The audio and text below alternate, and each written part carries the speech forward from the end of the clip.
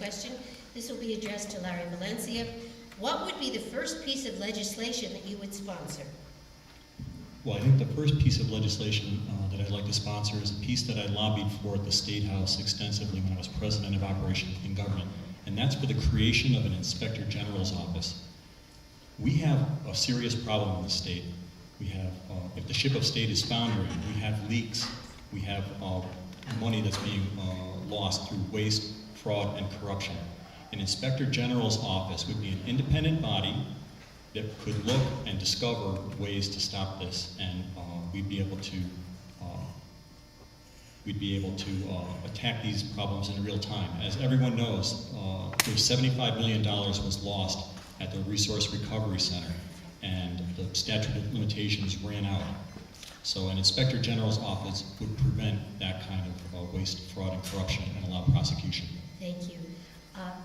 Mr. Picillo, what would be the first piece of legislation that you would sponsor? I would sponsor a bill in order to protect the pension funds in the state. Right now, pension money from state workers and teacher unions go into the general fund, and I call that the black hole in Rhode Island, because when it goes in there, not even light itself comes out to the side, maybe pieces of it. And at this time, they put the pension money and spend it, and it's that money is for the people's future that they work for 20 years. And I think it's immoral that they do that, and I'd like to set a bill that goes directly into a pension account and not into the hands of politicians. Thank you. Mr. Valencia, would you have a wild card? Yeah, I would like to speak to that actually, because I've heard this accusation made before, and you know, I've spoken to people at the state level, and there is no way that that money is being used in that way. When a state worker or a teacher is putting money, their contribution into that state pension fund, it is in a separate fund. It's not part of the general fund. It is not being used to take care of any other part of the budget.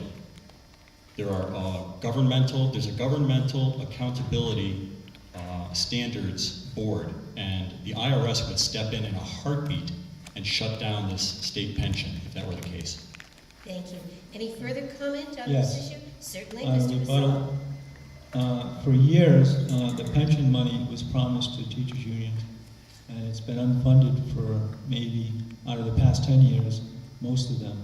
And it was a promise to the teachers' unions and to the state workers that if they voted for certain people at the state level, that they would provide that pension money, the matching funds, to be deposited into their pension accounts, and it never happened. So you always got to look at what they're doing and not what they're saying.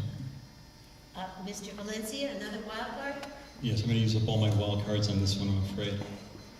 We do have an unfunded pension liability issue in the state. It's obviously not funded at 100%. The actual percentage is probably closer to 50%.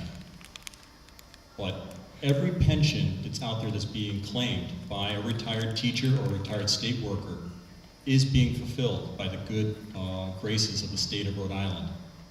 These types of wild accusations that money is in an account that can be accessed by the General Assembly for other types of disbursements is the kind of wild accusation we need to stay away from. We really need to work towards a reasonable solution to the pension problem. Thank you. Shall we go on to the next question? Yes.